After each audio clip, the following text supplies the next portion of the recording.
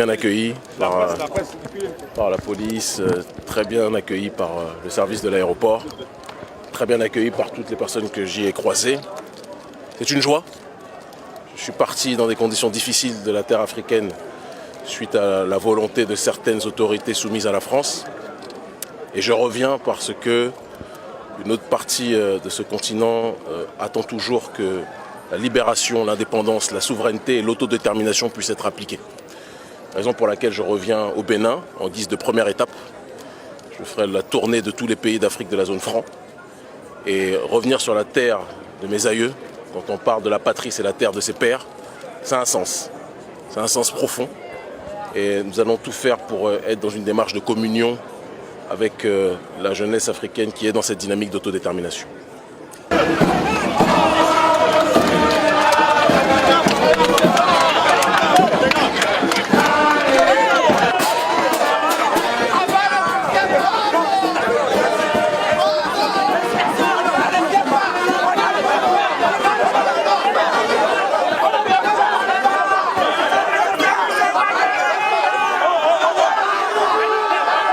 Le Bénin est ma patrie, c'est la terre des pères, c'est la terre de mon père, c'est la terre de mes pères.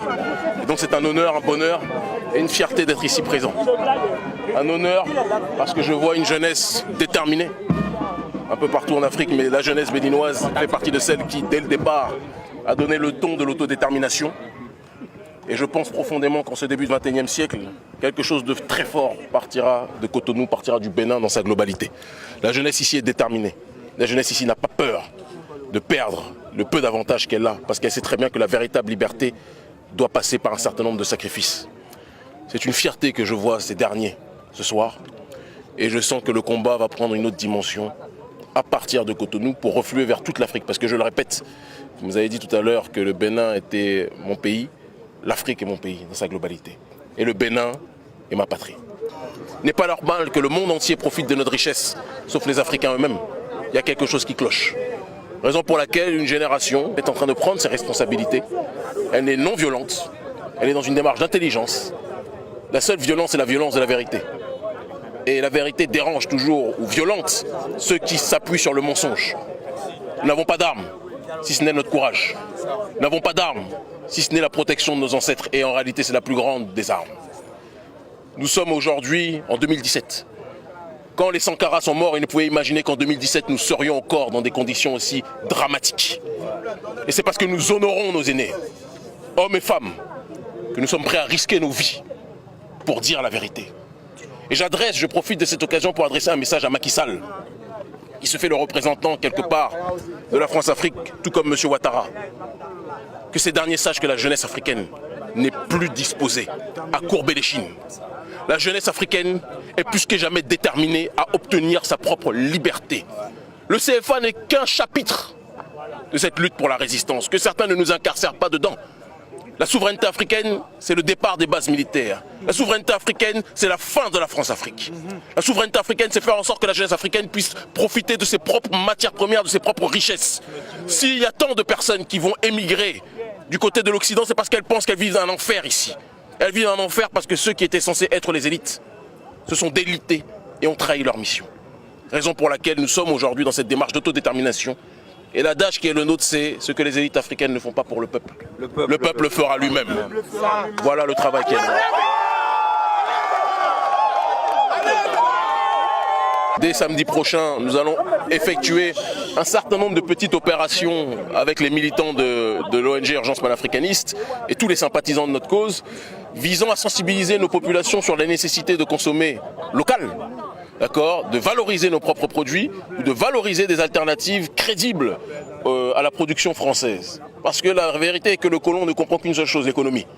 Nous ne partons pas d'un principe illusoire qui serait que nous serions capables de tout boycotter ou de boycotter tout produit français dès le départ, ce n'est pas la démarche.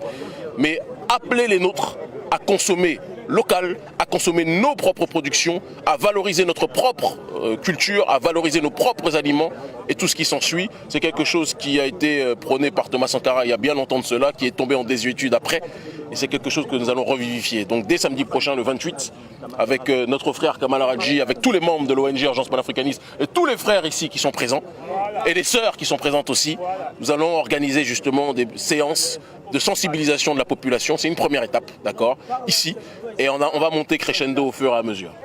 Le combat qui est le nôtre consiste à sensibiliser les nôtres partout sur le continent. Donc quand bien même j'aurai mon pied à terre ici, je vais chaque mois partir dans tous les pays d'Afrique de la zone franc.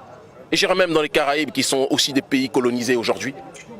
Et nous allons transmettre ce message de souverainisme intégral pour notre population.